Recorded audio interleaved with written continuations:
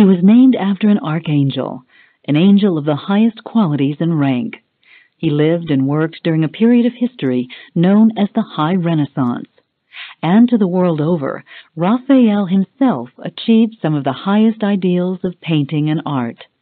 In his brief life of only 37 years, he created hundreds of works that are the clearest expression of the harmony and balance for which the Renaissance is famous. He took the qualities of two other great Renaissance painters, Michelangelo and Da Vinci, combined them, and then added his own touches of color, drama, and sweetness. For hundreds of years, his work was studied in art classes, where it was considered the perfect example of academic art theories. There have been few periods of history that created the genius and talent the Renaissance did, except perhaps ancient Greece, a period from which the Renaissance took its inspiration. Raphael Santi was born in a later part of the Renaissance, 30 years after Da Vinci and 8 years after Michelangelo, both of whom would outlive him. The Renaissance took place mostly in Italy, which was then divided into city-states with their own rulers and government. Michelangelo and Da Vinci did much of their work in Florence, but Raphael was the leading painter of Rome, the home of the Pope. Rome was not the original home of Raphael. He was born in Urbino, Italy on April 6, 1483, the same year Portugal refused a suggestion by a young sailor named Christopher Columbus that he sail west in search of a route to the Indies. Urbino, thanks to the interest of its ruler the Duke, had become a cultural center of Italy. Even as a child, Raphael was exposed to some of the finest art, artists, and ideas of his age. Raphael's mother died when he was only 8, and his father, who was a painter, died only 3 years later. By the time he was only 11 years old, Raphael was an orphan. In the few years he had with his father, he had already picked up the basics of painting and had tried his hand at his own little pictures and portraits. His father was a court painter for the Duke of Urbino, and Raphael sometimes went along to the palace to watch his father at work. The Duke liked young Raphael. He thought he was a bright and talented boy with a possible future of his own in art. So when Raphael's father died, the Duke encouraged the boy's uncle to continue with his education. Raphael was sent to the town of Perugia to study with an important painter who had a name almost the same as his city's, Perugino. Perugino introduced Raphael to the latest ideas in Italian art and also influenced his students' early work, which contains the same sentimental qualities as those of his teacher. At the age of 21, Raphael settled in the city that was the art capital of the world, Florence. At the time, all of Florence was talking about the two great battle scenes being painted in the town's city hall. One was being painted by the master Leonardo da Vinci. The other was being painted by his more youthful rival, Michelangelo. Raphael visited both artists and even made a sketch of one of Michelangelo's horses in his notebook. For 4 years in Florence, he set out to make a study of the work of both Michelangelo and Da Vinci. He visited many other artists and studios too, learning something new from each one. Raphael was an extraordinary and dedicated learner. He made it a point to study the techniques of not just his contemporaries, but of artists of the past. He had an amazing ability to identify what was superior in each work, and then to integrate it into his own work. From Da Vinci, he learned soft shadings, and how to balance his compositions, how to arrange the figures and background for the greatest visual effect. From Michelangelo, he learned to paint the idealized figures the Renaissance is known for, figures that had the form and beauty of classical Greek art. Raphael also visited morgues so he could sketch the corpses, and he often used models to act out scenes so he could accurately portray how they moved in his paintings. So avid was Raphael in his pursuit of learning that he even became an archaeologist. He participated in many digs that turned up ancient relics and statues that he thought could increase his understanding of art, and he had a special interest in Greco-Roman sculpture. These sculptures helped him create the idealized human forms seen in many of his paintings. Like all great Renaissance artists, Raphael's interests were broad and integrated. Besides painting and archaeology, he was also an architect, poet, and a historian. He read all the classics in the Bible, studied philosophy, and used the information and ideas from them as subjects in his work. At the age of 25, Raphael received a message. It was a message that would soon open to him the opportunity to complete his greatest works. The message came from the Pope in Rome, Pope Julius II. Julius was a pope with a dream. He wanted to transform Rome to the majestic city it had been under the Roman Empire.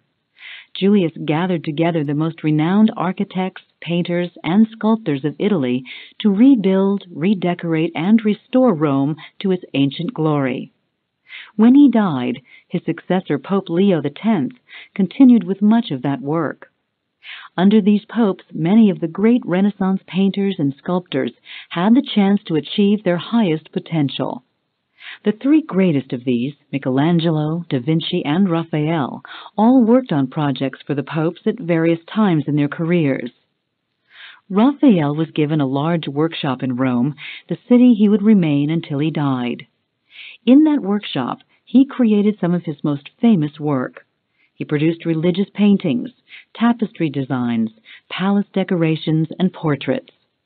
The project the Pope offered Raphael when he first beckoned him to Rome was to decorate the staterooms in the Vatican Palace. The rooms were in the apartments in which Pope Julius himself lived and worked. It was a huge task and an enormous artistic challenge. Raphael couldn't have been happier. He saw his first chance to create something on the grand scale that Da Vinci and Michelangelo sometimes worked on. In fact, when Raphael arrived in Rome, Michelangelo was already hard at work on his scaffold beneath the Sistine Chapel, also in the Vatican Palace.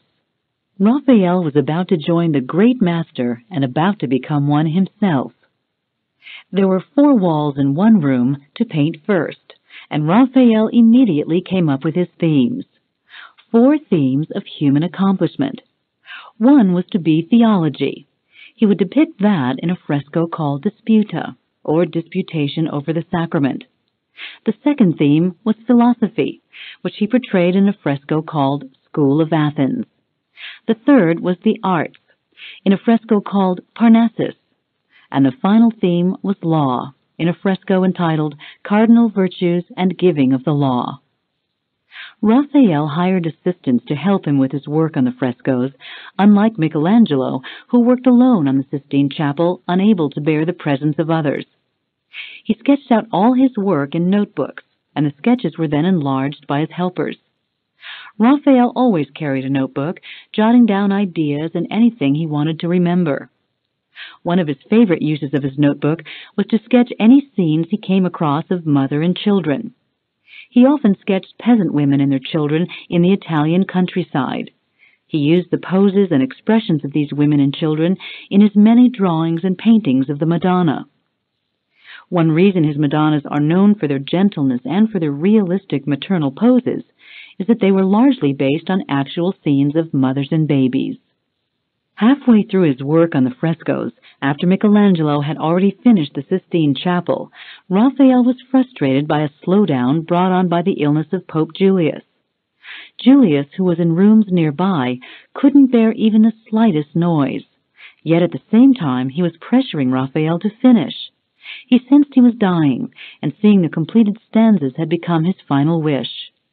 Raphael did the best he could, but the Pope was desperately ill and died before the work was completed.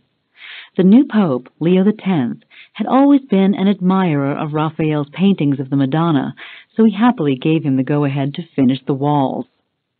Raphael finished his first room, called the Stanza della Signatura, 3 years after he started, in 1511.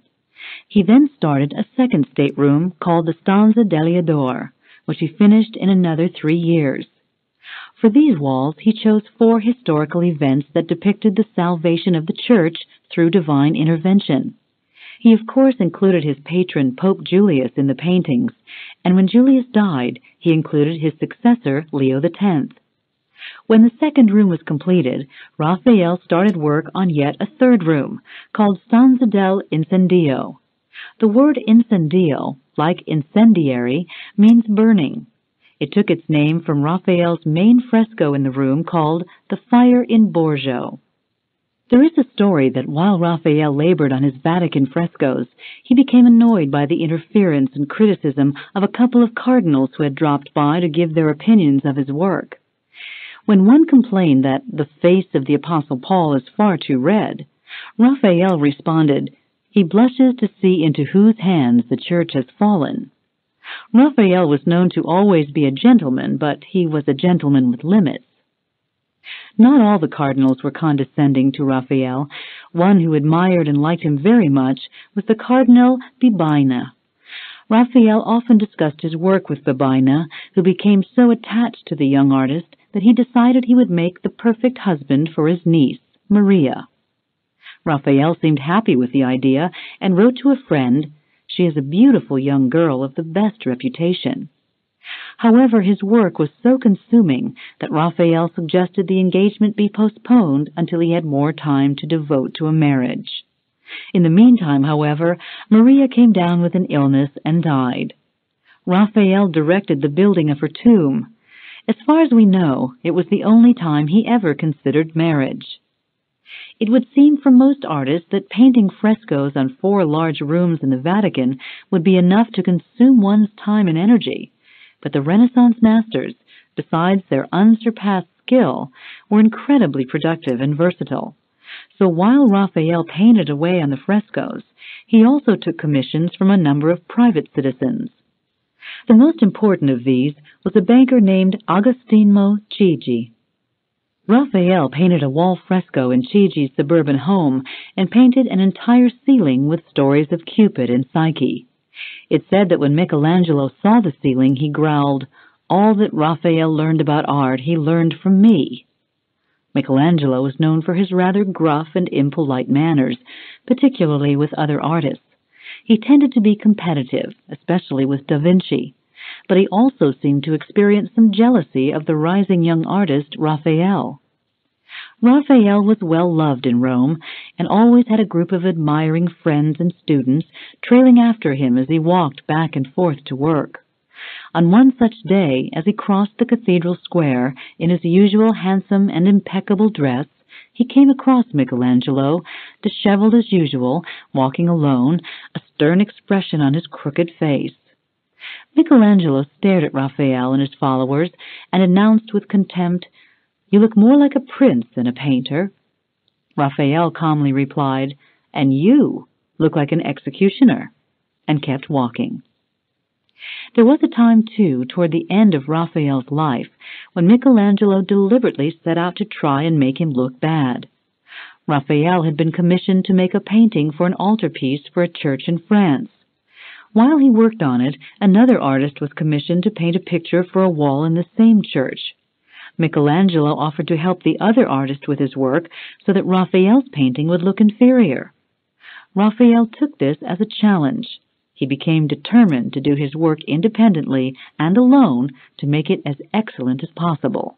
The painting, called The Transfiguration, was his last work, and although Raphael wasn't able to complete it, there's no doubt among scholars that it would have achieved all he hoped it would.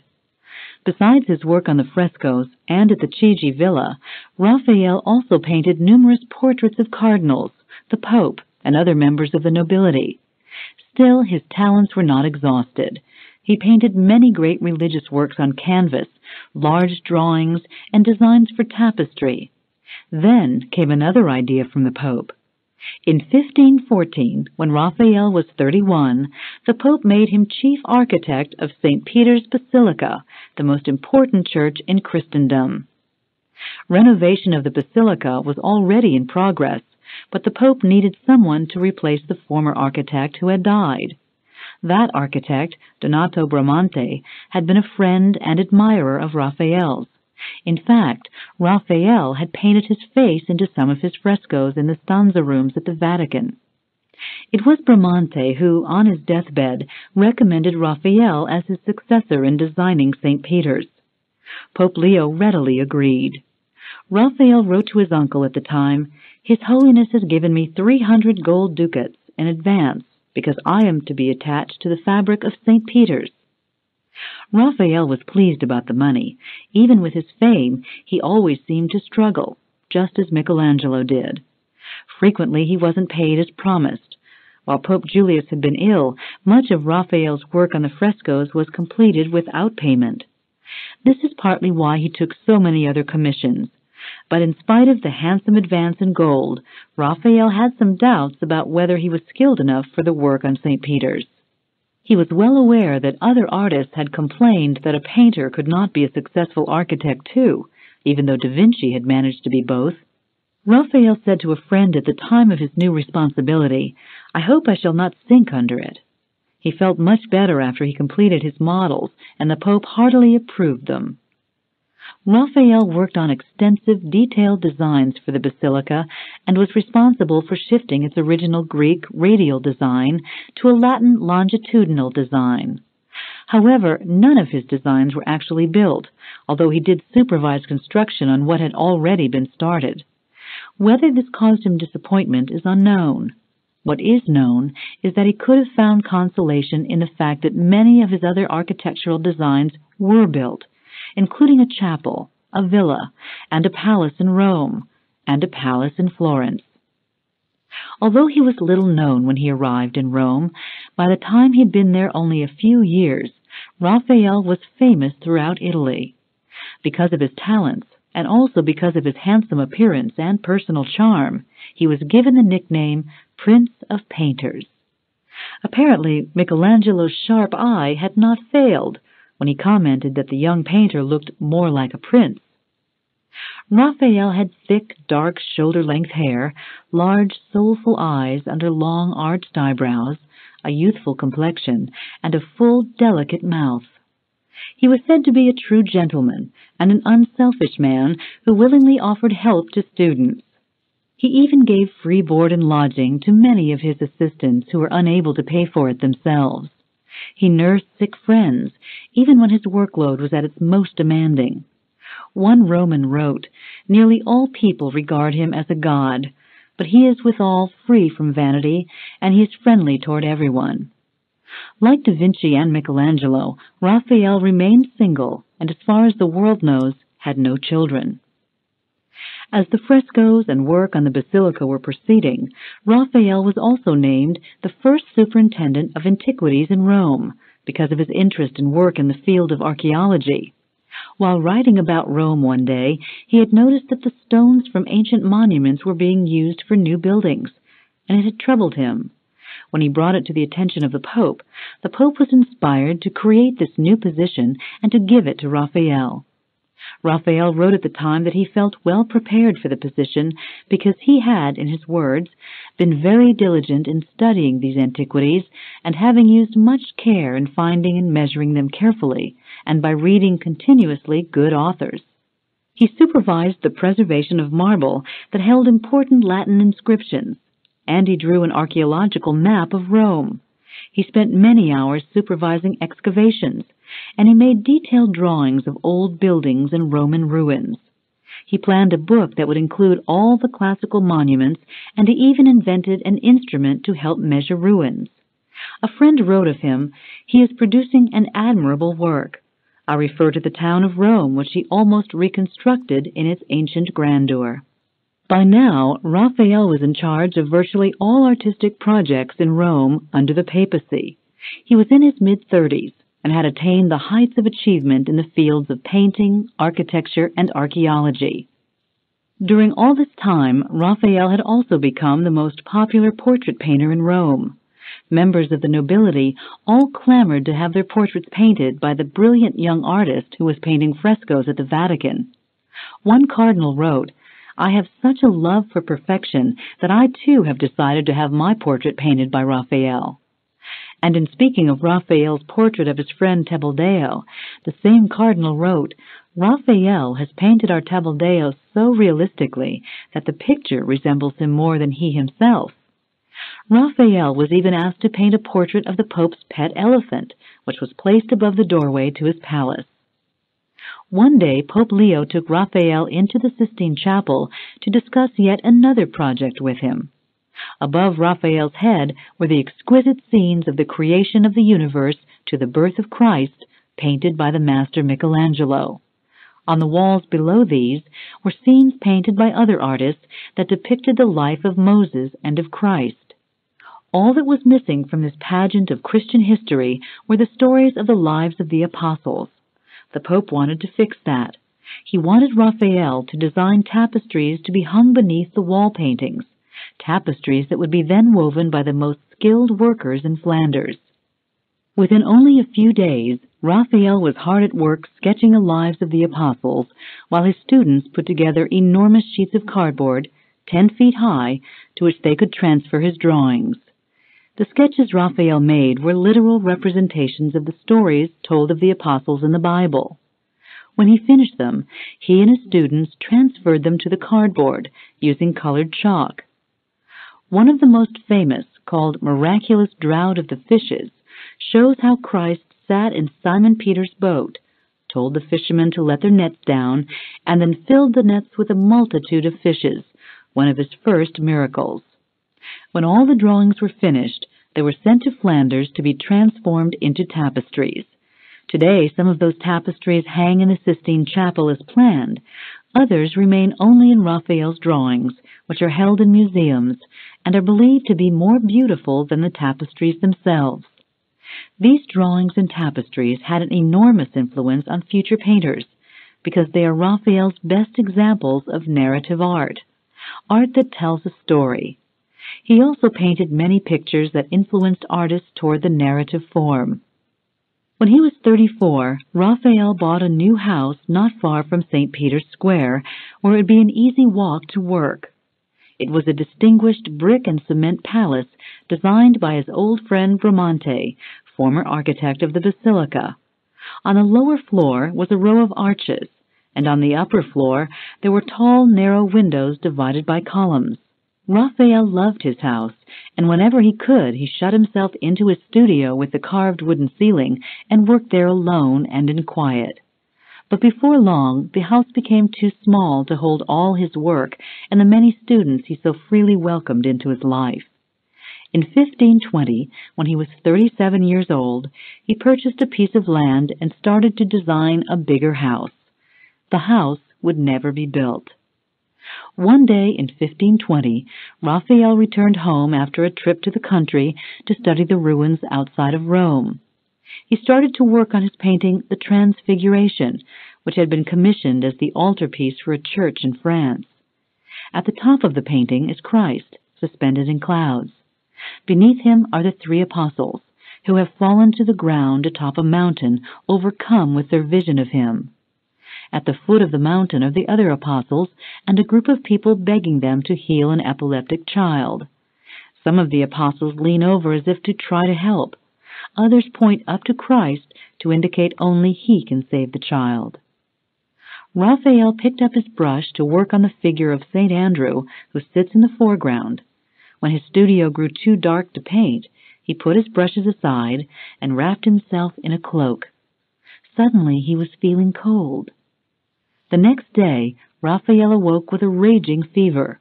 His friends sat by his bedside, and the Pope came by several times to give his blessings.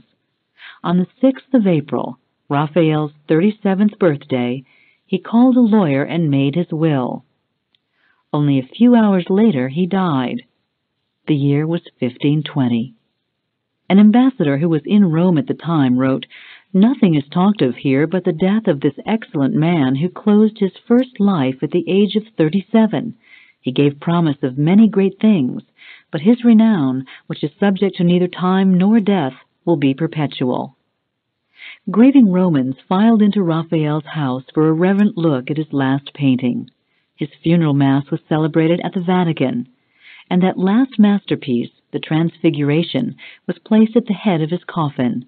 He was buried in the Pantheon, the temple built by Agrippa in 27 B.C., so the ancient Romans could have one site in which to worship all their many gods.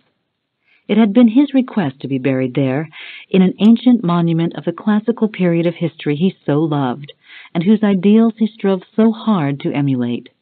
It is the judgment of history that he succeeded. Raphael was a man and an artist whose own skills and creativity were enhanced by what he learned from others. His early work, until he was about 21, shows the influence of his teacher Perugino. His next period of work, between the ages of 21 and 25, was completed in Florence and shows the influence of Da Vinci and Michelangelo. The rest of his work, from the ages of 25 until he died at the age of 37, reflects many influences and yet is uniquely his own. One of the most famous works from his early years, when Raphael worked with Perugino, is The Knight's Dream, a good example of Raphael's expertise at narrative painting. A knight, in armor, sleeps on his shield under a sapling tree and dreams of two female figures. On his right is the figure of War, who holds a sword and a book of laws. On his left is the figure of Peace, who carries a branch of flowers. In the distance behind the figure of War is a fortress. In the distance behind the figure of Peace is a quiet river and blue mountains. Each figure seems to beckon to him, one for the cause of justice, one for the cause of beauty. Raphael's ability with narrative influenced painters for many centuries. He was among the first to tell dramatic stories in his pictures, with the use of gestures, pose, and setting. One of the later artists who also became known for this ability was Rembrandt. After the work with his teacher Perugino came Florence. In the 4 years Raphael spent in Florence, he produced a famous self-portrait because he could not afford to hire models, a popular painting entitled St. George and the Dragon, and numerous Madonnas. The painting of St. George and the Dragon was commissioned by the Duke of Urbino, his father's former employer, as a gift for the King of England. The subject of the Madonna is perhaps associated with Raphael more than with any other artist. He loved the Madonna as a subject and painted her over and over in all kinds of poses and moods, playing with children, embracing and comforting them, grieving, relaxing in the countryside, or sitting before a background that is blank. But what Raphael's Madonnas are most known for is their sweetness. They all have round, gentle faces that reflect uncomplicated, sublime emotions. The 12-year period Raphael spent in Rome is the time in which he reached his peak as an artist and produced his most dramatic, refined works. He painted the entire walls of the 3 rooms in the Vatican called the stanzas. These frescoes, particularly those in the first room called Stanza della Segnatura, are considered Raphael's greatest achievement. Each wall has an arch to support the curved ceiling, and Raphael brilliantly incorporated the arch and curve into his designs. The School of Athens, which covers one wall, is probably his most popular and admired work. Every year, thousands of art students and fans flock to see it because it so perfectly captures the classical spirit of the High Renaissance and the balance of composition that made Raphael famous. In this painting, Raphael used the arch as a background to his entire scene. In the foreground are philosophers, mathematicians, and scientists who lived during different ages of Greek history, including Pythagoras, and in the center, Plato and Aristotle. Plato points upward to the sky with his finger to indicate his interest in ideas and knowledge that weren't in the material realm. Aristotle has an outstretched arm before him, with the palm facing downward, to indicate his interest in practical ideas of the material realm. The fresco symbolizes the historical continuity of Plato's ideas. Raphael used the painting as an opportunity to include the faces of people he knew and admired, and people who shared the same love of beauty and truth the philosophers represented. Plato has the face of Da Vinci. A thoughtful student taking notes in the front of the painting has the face of Michelangelo. Euclid, the famous Greek mathematician, has the face of Donato Bramante, the chief architect of St. Peter's Basilica before Raphael took over the post. And the face of a young meditative student leaning against a wall is the face of Raphael himself. While in Rome, Raphael also painted several Madonnas, religious pictures, and portraits, worked as chief architect of the Vatican, and designed 10 tapestries for the Sistine Chapel. Among his greatest religious works of that period are the Alba Madonna and the Madonna of the Chair. The Alba Madonna got its name from the Duchess of Alba, who owned the painting in the 18th century. It's known for its serenity and sweetness, as all Raphael's Madonnas are, but also for the technical perfection in how he posed the figures in the picture. The figures, a Madonna and two children, are arranged in a geometric fashion, as was popular with all the Renaissance painters. In this case, the figures are in a pyramid structure, a design very popular with Da Vinci as well. Raphael did not invent a new style or approach to art as some great painters did. He didn't start a cultural revolution, nor did he found a new school or movement. What he did do was exemplify the very highest qualities and learning of his own time and contemporaries. He was not the least bit ashamed of learning from others. In fact, he believed that learning from others and from the present and the past was the key to human attainment and growth. He pursued that learning with a passion, and then he added to it his own gifts, the ability to tell a story on canvas, to capture the subtle and spiritual expressions of the human face, and to portray human grandeur. His respect for knowledge and history shines through in all his work, as does his compassion and sensitivity. He may have been the prince of painters, but in the work of Raphael Santi, it becomes clear that to him nobility was simply an inherent quality of being human.